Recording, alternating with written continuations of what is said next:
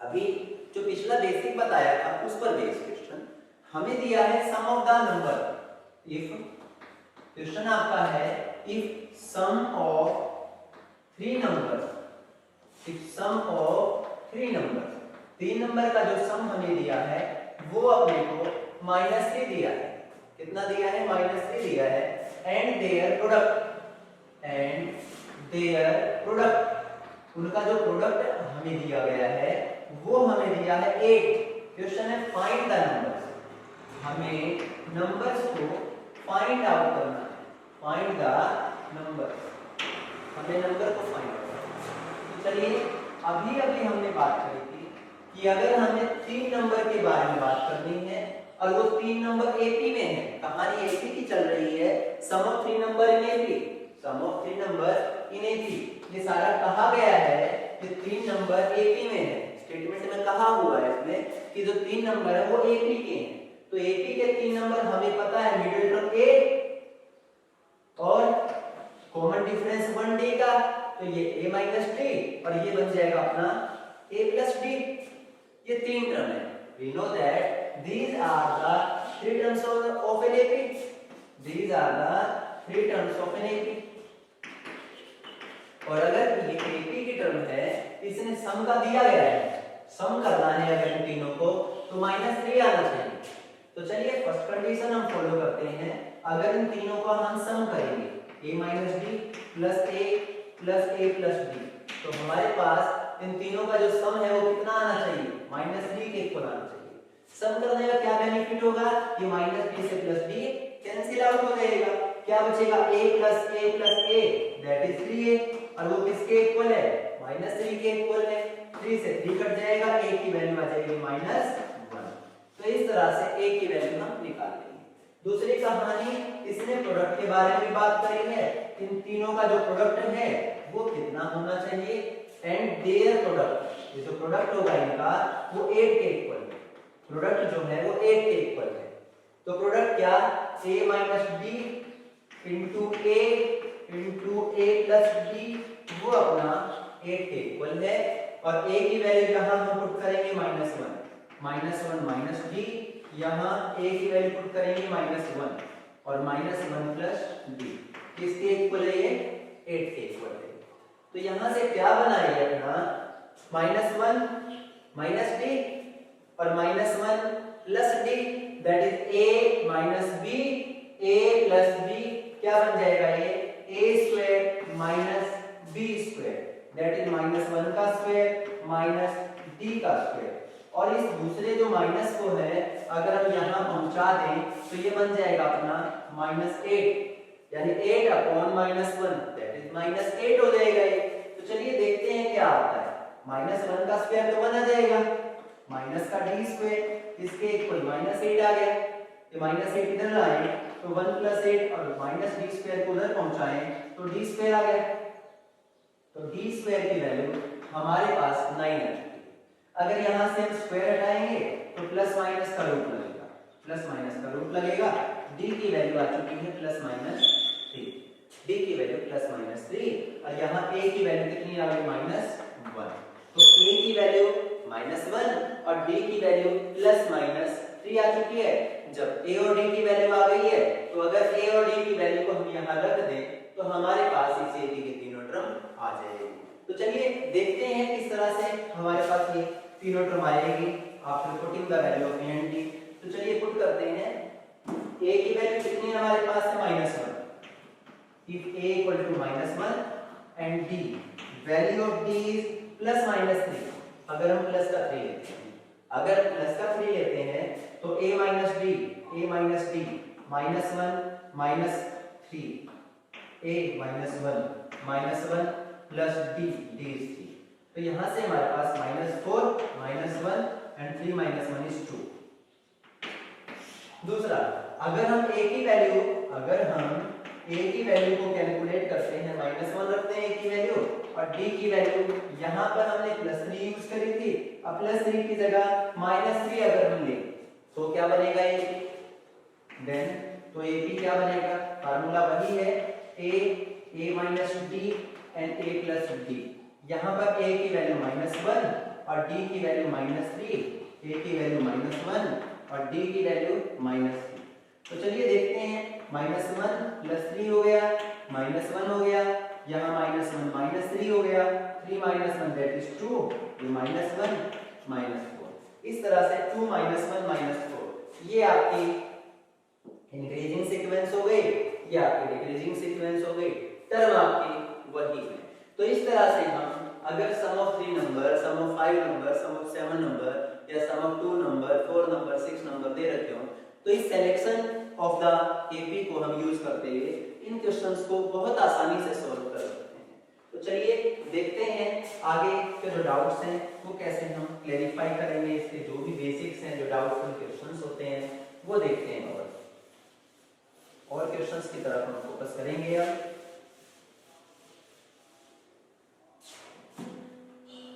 उसके बाद हमारा नेक्स्ट टॉपिक आता है sum of n terms, sum of n terms of n AP, sum of n terms of n AP. तो sum of n term का जो फार्मूला है, जैसे अगर हम ये लेते हैं sum of n term Sn n/2 2a plus n minus 1 into 2, this is the sum of n term of n AP. यहाँ पर ये Sn क्या है, this is sum of n term of n. A क्या है, यहाँ n क्या है, नंबर ऑफ टर्म्स, n हमारे पास नंबर ऑफ गिवन टर्म्स है। a की वैल्यू क्या होती है, a यहाँ होगा first term of a, first term of a। d क्या होगा, common difference of a, common difference of a। तो अगर हमें ये फर्स्ट टर्म और कॉमन डिफरेंस दिया गया है तो ये फार्मूला हम अप्लाई करेंगे। लेकिन अगर हमारे पास फर्स्ट टर्म और कॉमन डिफरेंस ना दिया गया हो, फर्स्ट टर्म और कॉमन डिफरेंस ना दिया गया हो, तो इसी फार्मूले को हम ऐसा भी लिख सकते हैं कि n/2 इस 2a को अगर हम ब्रेक करें तो a + a + n - 1 into d, क्या इस 2a को हम a + a लिख सकते हैं? और अगर लिख सकते हैं तो इसके बारे में बताइए क्या बनेगा, n/2 a प्लस इस a + n - 1 d को हम किस नाम से जानते हैं, an, it is your an, यानी ये आपकी फर्स्ट टर्म हो गई, ये आपके an मतलब लास्ट टर्म। तो अगर फर्स्ट टर्म और लास्ट टर्म दे रखी हो तो इस फार्मूले को भी हम सम ऑफ एन टर्म के लिए यूज कर सकते हैं। आखिर ये कर तो रहे हैं, कैसे आया सम ऑफ एन टर्म का ये फार्मूला, तो चलिए इसके बारे में भी हम बात कर लेते हैं कि आखिर सम ऑफ एन टर्म का ये फार्मूला कैसे तैयार हुआ, सम ऑफ एन टर्म का ये फार्मूला कैसे तैयार हुआ। तो चलिए मान लीजिए ऐसे हमारे पास या ऐसे हमारे पास सम ऑफ एन टर्म है, first term a, second a + d, third a + 2d, इसी तरह चलते जाएंगे तो हमारे पास जो n टर्म होगी वो a + n - 1 into d हो जाएगी। सिमिलर प्रोसेस में अब एक छोटा सा काम करना है, जिस सीक्वेंस को आपने सीधा लिखना है उसी को उल्टा लिखना है, सीक्वेंस तो वही रहेगी, सीक्वेंस तो बदलेगी नहीं। तो ये आ जाएगा a + n - 1 into d, last term तो पहले लिख लिया। इसी तरह से अगली जो सीक्वेंस होगी, जैसे यहाँ 2 है तो यहाँ एक कम होते ही 1 आ गया, 1 है एक कम होते ही 0 आ गया, तो एक कम होते ही चल रहा है, यानी पिछली जो सीक्वेंस है उसमें एक कम होगा। अगर इस वाली सीक्वेंस में एक कम करेंगे हम तो a + n - 1 - 1 n - 1 क्या हो गया, n - 2, तो a + n - 2 into d, और इसी तरह ये चलता जाएगा, लास्ट टर्म क्या आ जाएगी a। तो अगर हम इन दोनों का अगर हम सम करें, अगर हम दोनों का सम करें, इसे इक्वेशन 1 का नाम दूं और इसे इक्वेशन नंबर 2 का नाम दूं, और मैंने कहा मैं ऐड करने जा रहा हूं इस इक्वेशन नंबर 1 को और 2 को। अगर इन दोनों इक्वेशन को हम ऐड करने जा रहे हैं तो हमारे पास sum of n term plus sum of n term क्या आ जाएगा, twice sum of n term. यहाँ क्या आया, अगर हम ध्यान दें फर्स्ट में ये ऐड करें फर्स्ट पूरी टर्म, इस पूरी टर्म को हम फर्स्ट टर्म मान रहे हैं यहाँ, तो a + n - 1d, that is a + a 2a + n - 1 into d। फिर से अगर अगली टर्म पर हम फोकस करें, यहाँ तो यहाँ भी आपको वही ऑब्जर्व होगा, a प्लस ए क्या आ गया 2a, और यहाँ जोड़ोगे d plus n minus 2d, तो कहने का मतलब n माइनस का 2 और प्लस का 1 इंटू में d, तो क्या आ गया 2a plus n minus 1 into d।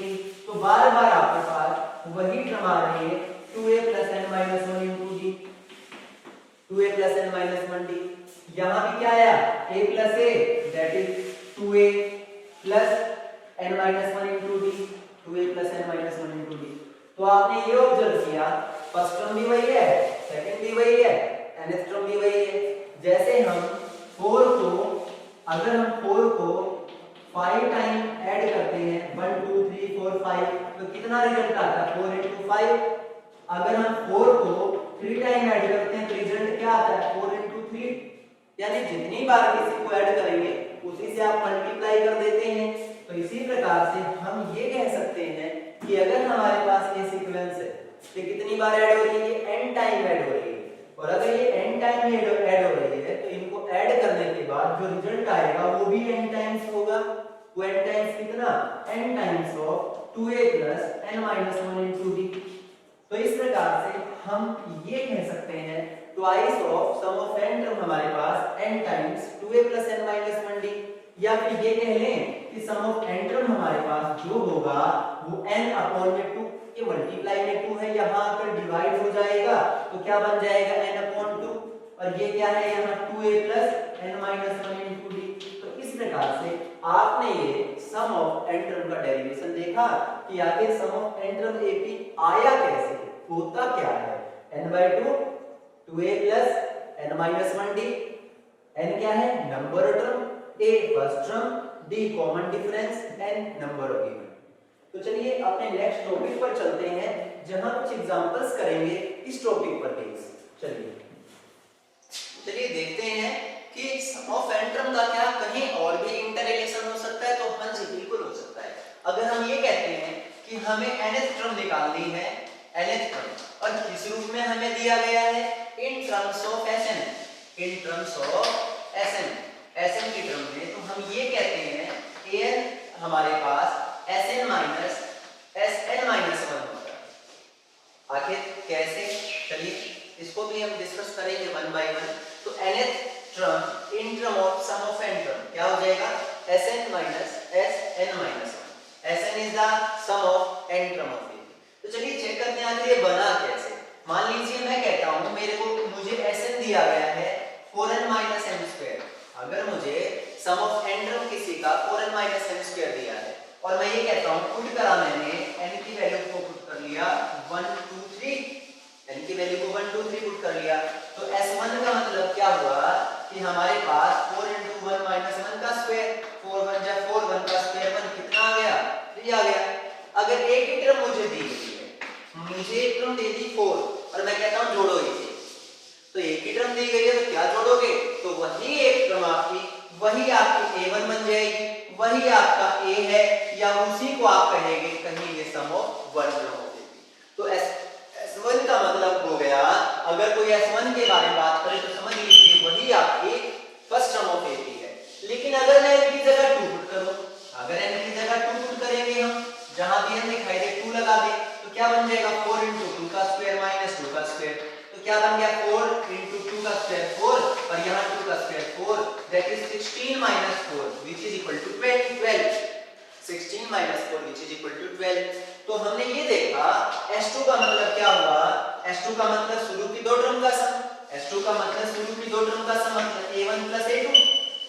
S2 का मतलब क्या हुआ, S2 का मतलब हुआ A1 plus A2, शुरू की दो टर्म का सम करेंगे तो हमारे पास S2 आ जाएगा। तो अगर हम सेकंड टर्म को निकालना चाहें, अगर हम सेकंड टर्म को निकालना चाहें तो इस सेकंड टर्म को निकालने के लिए क्या करना पड़ेगा, हमें S2 में से S1 को माइनस करना पड़ेगा।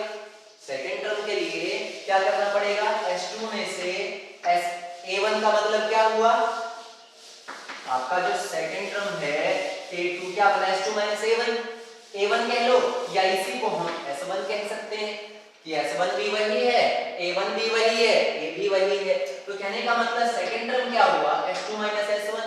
इसी तरह से थर्ड टर्म क्या बनेगी, third term S3 minus S2। तो इसी तरह से अगर हम चलते हैं तो an क्या बनेगा sn माइनस वन। an जो है क्या बनेगा sn minus one. Is it clear? Next, तो चलिए इस पर बेस कुछ क्वेश्चन हम करेंगे। यहाँ केवल मैंने ये बताया कि जो an आपका है sn माइनस वन कैसे आया, इसे समझाने की हमने कोशिश करी। इस पर बेस एग्जांपल्स हम लेते हैं। क्वेश्चन है अपना जो क्वेश्चन है find the sum. Find the sum 34 plus 32 plus 30 और अप टू लास्ट टर्म हमें 10 दिया गया। हमसे कहा गया आपको इसका सम निकालना है। चलिए इसको करने से पहले एक चीज और बताना चाहूंगा मैं, यहाँ पर ये प्लस का सिंबल लगा हुआ है। इस प्लस के सिंबल को लगे होने से हम इसे सीरीज का नाम देते हैं। सीक्वेंस और सीरीज में एक फर्क है। सीक्वेंस में जो कलेक्शन और टर्म है वो कोमा के साइन से सेपरेट होती है। अगर हम इसे 34 कोमा 32 ऐसा कहें तो कोमा के साइन से अगर सेपरेशन है तो हम इसे सीक्वेंस का नाम देते हैं। लेकिन अगर यही सेपरेशन प्लस या माइनस से है, अगर यही सेपरेशन इस प्लस या माइनस से है तो हम इसको सीरीज का नाम देते हैं। तो इस तरह से सीक्वेंस और सीरीज में डिफरेंस है। तो हमारे पास ये सीरीज दी गई है और इस अरिथमेटिक प्रोग्रेशन सीरीज का हमें सम निकालना है। चलिए कोई बात नहीं, निकल जाएगा। तो ये कौन सी है?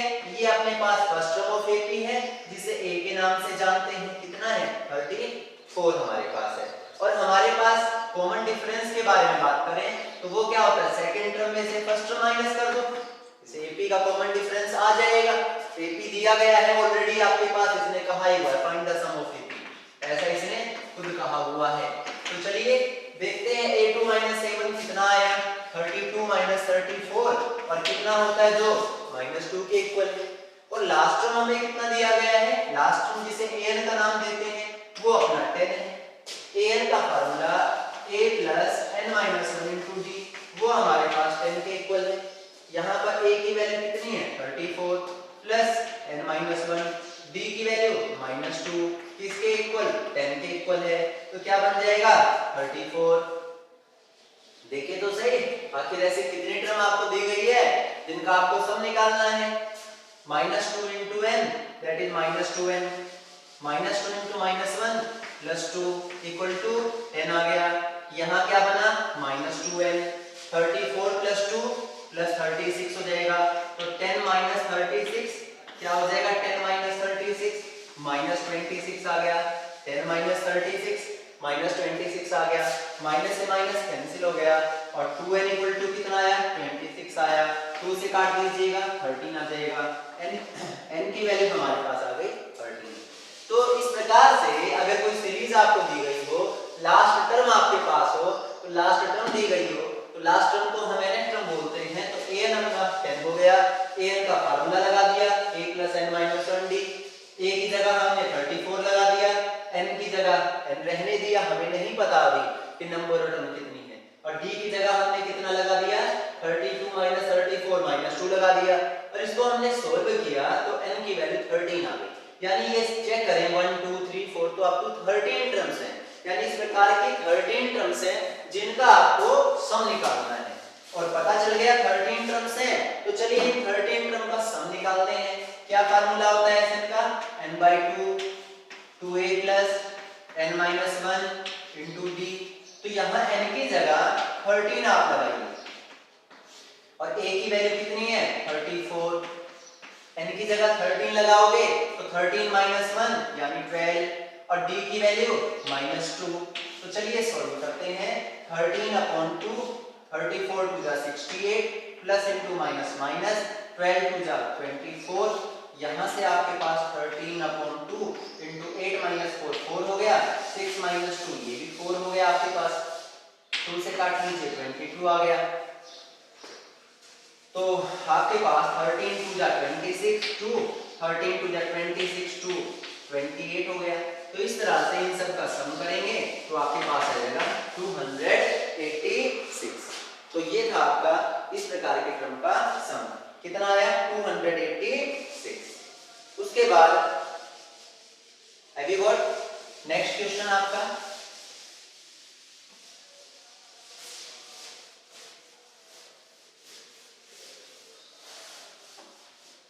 Next question, find the number of terms, find the number of terms, number of terms, find the number of terms of the AP, of the AP, of the AP.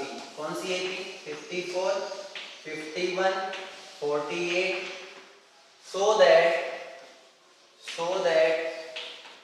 their sum, इनका जो सम होगा वो कितना दिया है is 513, इनका सम करेंगे तो 513 आएगा। तो चलिए यानी ये दिया है कि आपके पास इन सब का सम करें, ओके। तो a की वैल्यू हमारे पास इस सीक्वेंस में सॉल्यूशन में, चलिए a की वैल्यू 54, अगर d के बारे में बात करें तो 51 माइनस 54 कितना आ जाता है -3, कॉमन डिफरेंस -3 आ गया। और सम कितना दिया है 530, मान लीजिए n टर्म दी गई है तो n टर्म का जो सम होगा वो 513 दिया है, Sn इक्वल टू 513 ये की। तो हमें n की वैल्यू निकालनी है यहाँ कि आखिर नंबर ऑफ टर्म्स कितनी है। तो चलिए कैलकुलेट करते हैं इस नंबर ऑफ टर्म्स को। तो Sn का formula n/2 2a plus n minus 1 into d, ये वैल्यू 513 आपके पास है, ये वैल्यू 513 है, n की वैल्यू हमें निकालनी है। और a की वैल्यू कितनी दी है 54 plus n minus 1 that is n हमें निकालना है, d की वैल्यू हमारे पास -3 है और यहाँ किसके इक्विवेलेंट है 513 के इक्विवेलेंट है। तो चलिए हम इसे सॉल्व करते हैं, देखते हैं क्या सॉल्यूशन आएगा हमारे पास। 12/2 54 2 जा 2 4 जा 8 2 5 जा 10 108 हो गया। और यहाँ आपके पास -3n और -3 को -1 से मल्टीप्लाई करो प्लस का 3 आ जाएगा। और ये किसके इक्विवेलेंट है 513 के इक्विवेलेंट है। अगर अभी से हम सॉल्व करें तो n आपका एज इट इज 2 को उधर ले जाएंगे तो कितना आ जाएगा -3n और 108 प्लस 3 111 और ये आपके पास 513 इंटू में 2 आ जाएगा। तो ये बन गया आपका -3n² प्लस 111n और इक्वल टू 2 3 जा 6 2 1 जा 2 2 5 जा 10। अगर ये 3 से कैंसिल आउट होता है तो देखते हैं, कैंसिल आउट कर देंगे। 3 1 जा 3 3 3 जा 9 2 11 3 7 जा 21 3 3 जा 9 1 3 4 जा 12 3 2 जा 6। तो यहां से आपके पास ये जो इक्वेशन इन सबको उधर ले जाइए तो आपके पास इक्वेशन बन जाएगी n² plus 37n minus 37n में कन्वर्ट हो जाएगा प्लस 342 इक्वल टू 0। तो इस तरह से ट्रांसपोजिशन करने के बाद ये क्वाड्रेटिक इक्वेशन हमारे पास तैयार हो गई है। तो अगर ये क्वाड्रेटिक इक्वेशन है, चलिए हम इसे क्वाड्रेटिक फार्मूले से सॉल्व करने की कोशिश करते हैं और देखते हैं क्या रिजल्ट यहाँ हमें मिलेगा। आखिर हम इसे क्वाड्रेटिक फार्मूले से सॉल्व करने की कोशिश करेंगे। क्वाड्रेटिक फार्मूला n की वैल्यू क्या निकलेगी, कंपेयर कर लो इसे आप, an² plus bn plus c equal to 0। यहाँ a की वैल्यू कितनी है, a की वैल्यू 1, b की वैल्यू -37, c की वैल्यू 342, तो d की वैल्यू आ जाएगी b² minus 4ac। b² means -37 का स्क्वायर आ जाएगा -4, a की वैल्यू 1 है और c की वैल्यू 342 है। तो चलिए देखते हैं 37 का स्क्वायर क्या होता है। तो 37 को अगर 37 से मल्टीप्लाई करें 7 7 जा 49 7 3 जा 21 और 4 25 आ जाएगा। और यहाँ से 3 7 जा 21 3 3 जा 9 2 11 9 5 1 6 2 1 3 1369। तो ये आ जाएगा d की वैल्यू 1369 माइनस 4 टू द 8 4 4 जा 16 एंड 4 3 जा 12 1 13। तो d की वैल्यू हमारे पास 1 आ चुकी है, d की वैल्यू 1। सो n की वैल्यू आ जाएगी by using the formula -b plus -√d/2a। तो माइनस ऑफ b, b कितना है -37, तो ये बन जाएगा प्लस का 37 प्लस माइनस d की वैल्यू 1 2 into a, a की वैल्यू आपके पास 1 के बराबर है। तो n की वैल्यू आ गई 37 प्लस 1/2 और 37 माइनस 1/2। 37 प्लस 1 दैट इज 38, तो 38/2 19 और 36 अपॉन टू 18। तो नंबर टर्म हमारे पास 18 और 19 आ चुके हैं। तो हमें नंबर टर्म निकालने थे, तो नंबर टर्म कितने आ गए? 18 19। अगर नंबर टर्म फ्रैक्शन में आ जाते तो कह देते नंबर टर्म फ्रैक्शन में नहीं होता, तो वो पॉसिबल नहीं होता। यहाँ नंबर टर्म कंप्लीट वैल्यू है, तो ये पॉसिबल है यहाँ। Okay, next.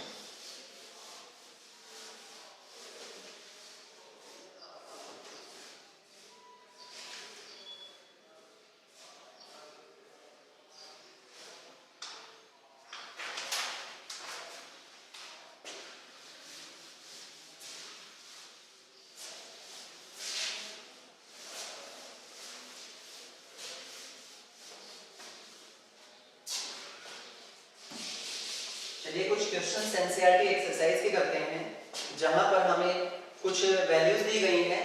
सपोज करिए हमारे पास a की वैल्यू 2 दे दी, a की वैल्यू 10 और d की वैल्यू हमारे पास 10 है।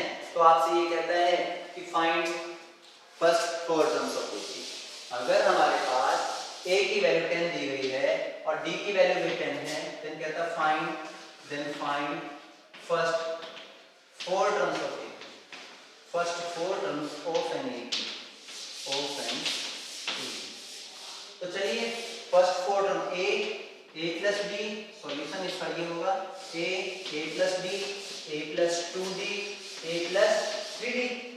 a की वैल्यू अगर हम 10 रखते हैं तो 10 और d की वैल्यू भी 10 रखते हैं। a की वैल्यू 10, 2 टाइम्स 10, a की वैल्यू 10, यहाँ 3 टाइम्स 10, तो हमारे पास AP क्या बनता है? 10 20 30 40। एक सीक्वेंस आपके पास एपी के रूप में तैयार हो जा रही है। चलिए और देखते हैं।